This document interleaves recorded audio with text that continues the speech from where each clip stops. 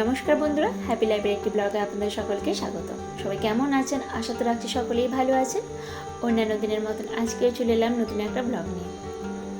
আজকে প্রথমেই গোপুসোনা এই যে স্নান করানোর মধ্য দিয়েই আমরা ব্লগটা স্টার্ট করলাম।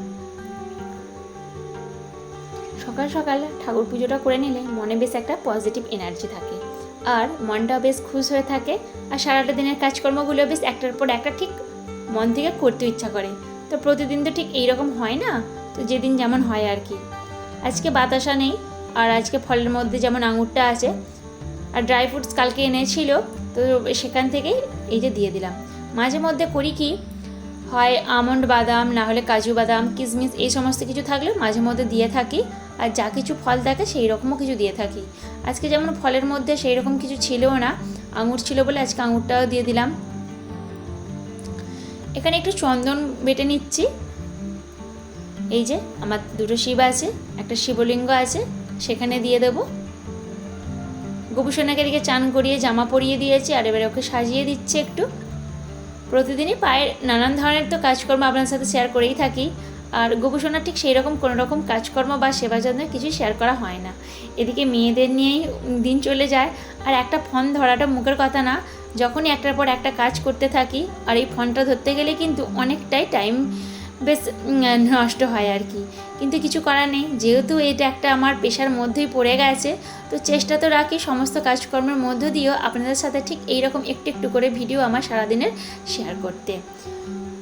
তো আজকে এই যে শুক্তো বানাবো, সমস্ত রকম সবজি কেটে নিয়েছি, আর এখানে বড়িটাও ভেজে রেখেছি, আর এটা যেটা মাস্ট একদম, এই করলাটা একদম ভেজে নিচ্ছি।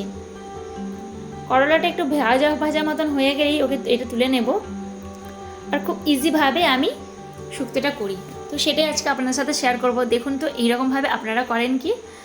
নানান ধরনের হয়তো উপাদান দিয়ে অনেকেই নানান ধরনেরভাবে করে, আমি ইউটিউবেও দেখেছি, কিন্তু ঠিক সেই ধরনের না করে একদম সিম্পলভাবেই করি, যে কেউ করতে পারবেন। তবে অনুষ্ঠান বাড়ির থেকে কোনো অংশে স্বাদ কম হয় না, এভাবে একবার করে দেখতেই পারেন। তো আজকে আমি ঠিক সেটাই শেয়ার করবো আপনার সাথে। এদিকে একদিকে ভাতটাও বসিয়ে দিয়েছি, আর এদিকে এই যে ভাতের চালটা তুলেও দিচ্ছি। একদিকে ভাত হয়ে যাচ্ছে আর একদিকে তরকারি হয়ে যাচ্ছে।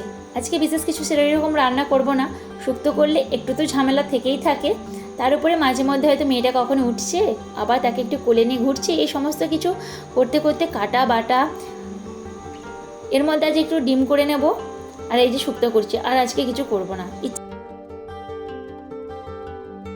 করি এইভাবে একটা গামলার মধ্যে যদি জলটা বসে থাকি, তো একটু একটু করে যখন জলটা ঢালি না, তখন কিন্তু অনেকটাই কিন্তু সময় তো সেভ হয়, তার সাথে কিন্তু জ্বালানিটা অনেকটা সেভ হয়। আর এখন যা জ্বালানির দাম, তো সেক্ষেত্রে এই যে একটু একটু করে আমাদের কিন্তু প্রত্যেকটা গৃহিণী নানান ধরনের কাজকর্ম যখন করি, অবশ্যই একটু মাথা খেলিয়ে কাজ করাটাই উচিত। এখানে আলুটা প্রথমে ভেজে নিয়েছি, করলাটাও ভেজে রেখেছি, আর তার সাথে একটু বড়িটাও ভেজে রেখেছি। এবার সমস্ত রকম সবজি, যেমন আমি ডাঁটা, রাঙা আলু, বিনস আর বেগুনটা একটু পরে দিয়ে একেবারে নেড়ে নেব। তো এগুলো মোটামুটি হালকা করে একটু হেলিনি মেনে নেব। আর এই যে আমি কাজের মধ্যে মধ্যেই কী করি, যখন একটু করে এই সমস্ত কাজকর্ম করি, এবার যখন দেখি একটু আঁচটা কমিয়ে দিতে হবে, ধরুন কখনো মাছ ভাজছি বা কখনো এইরকম একটু সবজি হেলিয়ে দিচ্ছি, তো সেক্ষেত্রে এই যে দু একটা করে বাসনপত্র পড়ে থাকে, তো কাজকর্মের মাঝে মাঝেই আমি এরকম করে মেজে রাখি। তাহলে হয় কি, একেবারে অনেকটা আমাকে কাজ করতে হয় না, কারণ অনেকটা কাজ একেবারে করলে হয় কি, সময়টাও নষ্ট হয়। আর এই যে এখানে তো সময়টা মোটামুটি পেয়ে যাচ্ছি, তো এই সময়টা অপচয় করার কোনো মানেই হয় না। দুটো চারটে করে যখনই বাসনপত্র থাকে আমি তখনই মেজে নেবার চেষ্টা করি। বিশেষ করে যখন মাছ ভাজতে থাকি, তখন এক পিঠটা হয়, তখন আর কি করব, দাঁড়িয়ে দাঁড়িয়ে যা সমস্ত টুকটাক কাজকর্ম থাকে, ধরুন মশলা গুলো একটু গুছিয়ে রাখা বা মশলাগুলো পাত্রতে ঢেলে রাখা, এই সমস্তগুলো টুকটাক করে থাকি। এখানে যেমন এই সমস্ত ক্লিনের কাজগুলো আমার হয়ে গেল। এবার এখানে যে সামান্য পরিমাণে লবণ দিয়ে দিচ্ছি, তবে আমি কী ধরনের মশলা ইউজ করি সমস্তটাই কিন্তু আজকে আপনাদের সাথে শেয়ার করে দেবো।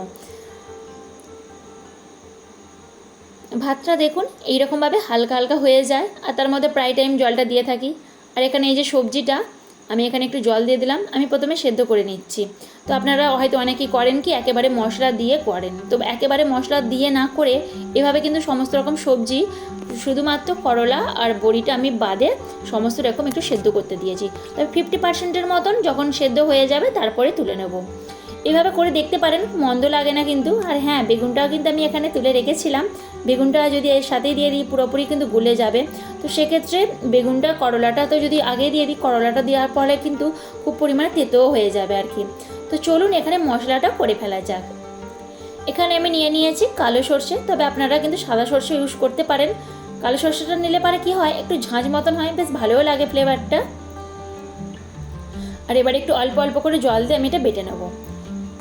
তার সাথে নিয়ে নিয়েছি 2টো কাজু বাদাম, 1 ইঞ্চির মতন আদা, একটু সামান্য পোস্ত, আর এই যে 4 মগজ বাটা। এটাও হালকা করে জল দিয়ে দিয়ে একটু বেটে নেব। পোস্তটা কিন্তু খুব পরিমাণে দেওয়ার দরকার নেই, যেহেতু এখানে 4 মগজ দেওয়া আছে। তো আর এখানে আমি 2 টুকরো কাজু বাদাম নিয়েছি, এটা অপশনাল, আপনারা নিতেও পারেন নাও নিতে পারেন। তবে এইভাবে করে দেখবেন, পুরোপুরি কিন্তু অনুষ্ঠান বাড়ির মতনই খেতে হয়। তবে যতই আমাদের মিক্সিতে বাটা হোক না কেন, শিলে বাটা কিন্তু আলাদাই একটা টেস্ট লাগে। এখানে একটা জিনিস আমি স্কিপ করে গেছি, রাঁধুনি আর মুড়িটা প্রথমে একটু শুকনো খোলায় আমি ভেজে নিয়েছিলাম। তো সেটাই কিন্তু এখানে এই যে আমি গুঁড়িয়ে নিয়েছি। প্রথমে ওটা যখন আমি কড়াইতে দিয়েছিলাম, তো কোনো কারণে হয়তো ক্লিক হয়নি ভিডিওতে। তো যাই হোক, এখানে যা কিছু মশলা লাগলো অবশ্যই আপনাদেরকে দেখিয়ে দিলাম। এবারে ফোড়নে দিয়ে দিলাম তেজপাতা আর সামান্য পরিমাণে 5 ফোড়ন। এবারে একটু হালকা করে নেড়ে চেড়ে এবার এই যে বাটা মশলাটা আমি দিয়ে দিলাম। ঠিক তারই সাথে কিন্তু সর্ষেটাও দিয়ে দেবো। তবে হ্যাঁ, সর্ষেটা দেওয়ার কারণে হয়তো অনেকে বলে থাকবেন যে তেতো হবে, কিন্তু তেতো হবে না। এখানে হালকা করে লবণ দিয়ে দিলাম, তাহলে হবে কি, এখানে যেহেতু মশলাটা দিলাম আর বিশেষ করে আদা দেওয়া আছে, আদা দেওয়ার পরে দেখবেন একটু হালকা করে ছিটকায়। তো সেই জন্য লবণটা দিয়ে দেওয়ার কারণে কিন্তু একদমই ছিটকাবে না। তো আপনারা যে কোনো ধরনের এই যে মশলা যখন কষবেন অবশ্যই হালকা করে লবণ দিয়ে দেবেন, দেখবেন আর কিন্তু ছিটকাবে না। তো বাটিতে সামান্য পরিমাণে এই যে লেগে আছে, তো একটু জল দিয়ে একেবারে দিয়ে দেবো। এখানে এই যে সামান্য পরিমাণে দিয়ে দিলাম হলুদ। আর যেহেতু ভাত হচ্ছে আর ভাতের সাথে সাথে এই যে গরম জলটাও আছে, মানে ভাতের এই যে উপরে আমি গামলায় করে বসিয়ে রেখেছি, তো সেক্ষেত্রে একটা বেশ সুবিধা হয়, যখন তরকারি করি গরম জলটা কিন্তু ওখান থেকে দিয়ে দেওয়া হয়। আর এখানে এই যে নিয়ে নিয়েছি সামান্য পরিমাণে দুধ। তো দুধটা আপনারা গুঁড়ো দুধও ইউজ করতে পারেন, মানে এই যে আমল দুধ, তা না হলে গরুর দুধ হলেও তো বেশ আরোই ভালো হয়। এখানে গ্রেভিটা হয়ে গেছে আর কিছুই না। এবারে দেখুন এটা দিয়ে দিলাম। তবে দুধটা কিন্তু আমি এখন দিলাম না, দুধটা কিছুক্ষণ পর দেব। এখানে যেহেতু 50%-এর মতো সেদ্ধ হয়েই আছে, আর এখানে এই যে করলা, বেগুন আর বড়িটা এখানে এর সাথে দিয়ে দিলাম। এবারে দিয়ে আর কি হালকা করে ফুটতে দেব। তো খুব ইজিভাবে করুন এইভাবে। আর এই যে ভাজা মশলাটা অবশ্যই অ্যাড করবেন, পুরোপুরি কিন্তু কাজ বাড়ির মতন খেতে হয়। আমি ওই যে সমস্ত রকম খুব ভালো রকমভাবে বান্না করতে পারি ঠিক সেটা বলবো না, তবে শুক্তো রান্নাটা আমার তো মনে হয় বেশ বেটারই লাগে। তো আমার হাজব্যান্ড নানান ধরনের সবজি খেতেও চায় না, আর কোনো রকম তরকারি ঠিক ঠিক সেইভাবে খেতে চায় না, কিন্তু এই শুক্তোটা করলে বেশ ওর বলে নাকি বেশ কাজের বাড়ির মতন খেতে হয়েছে আর কি। এখানে এই যে সামান্য পরিমাণে দিয়ে দিচ্ছি চিনি। তো চিনিটা অবশ্যই কিন্তু অ্যাড করবেন। তো এদিকে আমার তরকারিটা মানে ফুটতে থাকুক, আর এদিকে মেয়েটারও খাবারটা বসিয়ে নিই। আজকে শাক হিসাবে রেখেছি এই সজনে পাতা। তো সজনে পাতাগুলো রেখেছি, সজনে পাতা তো নানান ধরনের পুষ্টিগুণ অবশ্যই আছে। তো প্রতিদিনই চেষ্টা করি যে কোনো এক ধরনের শাক অবশ্যই রাখার। আর সবজির মধ্যে নিয়েছি বিম কড়াই আর রাঙা আলু, তার সাথে নিয়েছি মুসুর ডাল। প্রতিদিন কিছু থাক বা না থাক, চেষ্টা তো আমার থাকে প্রায় প্রতিদিনই একটু করে শাক সবজি রাখার। আজকে আপনাদের সাথে শেয়ার করব যে কিভাবে আমি হোমমেড খাবার তৈরি করি আমার মেয়ের জন্য, ঠিক সেটাই কিন্তু আজকে আপনাদের সাথে শেয়ার করব। এই দেখুন এটা কিন্তু হয়েও গেছে। আর কিছুই না, ওই যে ভাজা মশলাটা করে রেখেছিলাম সেই ভাজা মশলাটা দিয়ে দেবো, আর তার সাথে দিয়ে দেবো 1 চামচ ঘি। তো ভাজা মশলাটা কিন্তু অবশ্যই মানে দেবেন, ভাজা মশলাটা না দিলে কিন্তু ফ্লেভারটা একদমই আসবে না, আর এই ঘিটা দেওয়ার কারণে অনেক গুণ কিন্তু স্বাদ বেড়ে যাবে। তো শুক্তো রেসিপিটা আপনারা একবার এইভাবে করে দেখবেন, কিন্তু খুব ভালো খেতে হয়। তো যাই হোক, এদিকে রান্না বান্না কমপ্লিট হয়ে গেছে, আর একটু সামান্য পরিমাণে ক্লিনের কাজগুলো আজকে করে নেব। যেমন এই যে সুইচ বোর্ডগুলো প্রায় প্রতিদিনই আমাদের তো ইউজ করতেই হয়, কিছু হোক বা নাই হোক। আর এই গরমের দিনে বিশেষ করে কতবার যে সুইচগুলো অফ অন করতে হবে তারও ঠিক ঠিকানা থাকে না। আর এইগুলো কি হয়, আমাদের নানান ধরনের কাজকর্মের মধ্যে দিয়ে এগুলো স্কিপ করে দেওয়া হয়, মানে এগুলো করাই হয় না আর কি। তো অনেক দিন ধরেই ভাবছিলাম যে করব, তো আজকে ভাবলাম মেয়েটা এখন যখন একটু ঘুমাচ্ছে তার মধ্যে আমি করেই ফেলি কাজকর্মগুলো। ও যখন ঘুমায় একটুও বসে না থেকে যতটুকু পারি আর কি এই ক্লিনের কাজগুলো করে ফেলি। সবসময় তো আপনাদের সাথে শেয়ার করা হয় না। আর এদিকে এই যে দেখুন, বলতে বলতে ও ঘুম থেকে উঠেও পড়েছে, একটু একটু তেল মালিশ করে দিচ্ছি। যদিও এখন গরম পড়ে গেছে, তবে বাচ্চাদের গরম বা শীত সবসময় একটু করে অবশ্যই তেল ম্যাসাজ করাটা দরকার। চানের ক্ষেত্রে ওকে বলতে হয় না, একদম ছোট থেকেই চান করার দিকে ও একদম ওস্তাদ। কত বর্ষাকাল গেছে, তারপর কত শীতকাল গেছে, ও কিন্তু একটা দিনের জন্য কান্নাকাটি করে না। আর চান করার ক্ষেত্রে ওর যে হাসিটা একবার শুধু দেখবেন, একদম মন ভরে যাবে যে হ্যাঁ একটু বসে আছে, বসে থাকুক, ওর তো কোনো রকম কান্নাই নেই।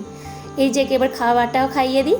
তো নানান ধরনের এই সমস্ত কাজকর্ম করতে করতেই আমার সারাটা দিন এইভাবে কাটে। তবুও চেষ্টা করি যত যাই হোক না কেন তারই মধ্যে একটু প্ল্যান করে স্টেপ বাই স্টেপ কাজ করতে। যেমন ক্লিনিং, রান্না বান্না, এর মধ্যে আমি যেটা করি আগে রান্নাটা করে নিই। রান্নাটা করে নিলে কি হয়, মানে আগের দিন থেকে আমি মোটামুটি ঠিক করে রাখি যে কী রান্নাটা হবে।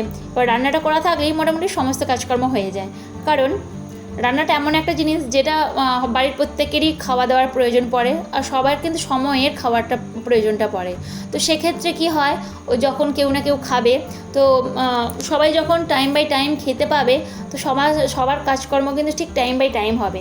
কিন্তু খাবার জন্য ধরুন একটু কেউ বসে আছে বা খাবার জন্য কেউ যেতে পারছে না, ধরুন আমার হাজব্যান্ডের কথাই বলছি, যতক্ষণ না ওকে আমি খেতে দেবো ও যেতে পারবে না। আবার মেয়েটাও ধরুন স্কুল থেকে চলে আসবে, আবার এদিকে ছোটো মেয়েটাও খাবার জোগাড় করতে হবে। তো সেক্ষেত্রে সমস্ত কাজকর্মের আগে আমি চেষ্টা করি যেটা আগে প্ল্যান করে থাকি আগের দিন রাতে যে কী রান্নাটা হবে, তারপর আমি সকাল সকাল রান্নাটা বসিয়ে দিই। রান্নাটা হয়ে গেলে এবার এদিকের ক্লিনের কাজগুলো যখন মেয়েটা ঘুমাবে তার মধ্যে দিয়ে করতে পারি, বা ও ধরুন যখন শুয়ে আছে বা একটু বসিয়ে নানান ধরনের কাজকর্ম, ধরুন জামা কাপড় ভাঁজ করা, আরও টুকটাক যা কিছু থাকে সমস্ত কিছু করার চেষ্টা করি।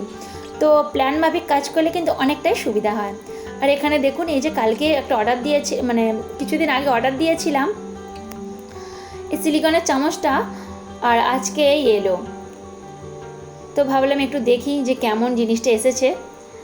জিনিসটা কিন্তু খুব ভালো। এটা আমি অনলাইন থেকে অর্ডার দিয়েছিলাম, আর দুটোতে দাম নিল ওই 200 টাকা সামথিং, এইরকম কিছু 210-20 টাকার মতন। কাজকর্মগুলো আমি করার চেষ্টা করি আগে হালকা তারপরে ভারী, কারণ হালকা কাজকর্মগুলো আগে করে নিলে ভারী কাজকর্মগুলো করার ক্ষেত্রে কিন্তু এনার্জি পাওয়া যায়। আজকের ভিডিওটি এই পর্যন্তই রাখলাম। ও ঘুম থেকে উঠে পড়েছে, সেটা দেখতেই পাচ্ছেন। তো ওকে নিয়ে এরপর আর কোনো রকম কাজকর্ম করবো না, মানে ক্লিনজিংয়ের কাজগুলো যে ক্লিনগুলো করলাম সেইগুলো আজ এই পর্যন্তই থাক। আবার পরবর্তী কোনো একটি ব্লগ আপনার সাথে শেয়ার করবো। আমার প্রায় বিশেষ করে যে সমস্ত কাজকর্ম করি না কেন সমস্ত কিছুই ওর ঘুমের উপর আর ওর উপরে নির্ভর করছে। তো প্রতিদিন এক রুটিন অনুযায়ী আমি কাজকর্ম করি না, আবার একই সময় অনুযায়ীও কাজকর্ম হয় না। তো আজকে যে ধরনের কাজকর্মগুলো করলাম, এই কাজগুলো মূলত বিশেষ করে আমার সকালের দিকে হয়ে থাকে, তো সেগুলি আজকে আপনাদের সাথে শেয়ার করলাম। তো কেমন লাগলো অবশ্যই জানাবেন। যদি ভালো লেগে থাকে তাহলে অবশ্যই একটা লাইক এবং একটা কমেন্ট করবেন। নতুন বন্ধু হলে সাবস্ক্রাইব করে পাশে থাকার অনুরোধ রইল। আবার দেখা হচ্ছে নেক্সট কোনো ব্লগে। ততক্ষণ ভালো থাকুন, সুস্থ থাকুন, আর এইভাবে আমাকে এগিয়ে যেতে সাহায্য করুন।